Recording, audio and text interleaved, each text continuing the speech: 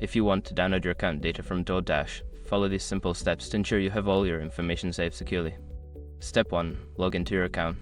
Visit the DoorDash website or open the app and log into your account using your credentials. Step 2. Access account settings. Once logged in, navigate to your account settings. This is usually found by clicking on your profile icon or name in the top corner of the screen. Step 3. Find data privacy options. In the account settings menu, look for a section related to privacy or data management. This is where you will find options for downloading your data. Step 4. Request data download. Select the option to request a data download. You may need to confirm your identity or provide additional information to proceed with the request. Step 5. Check your email. After submitting your request, check your email for a confirmation message from DoorDash. This email will typically contain a link or instructions on how to download your data once it is ready.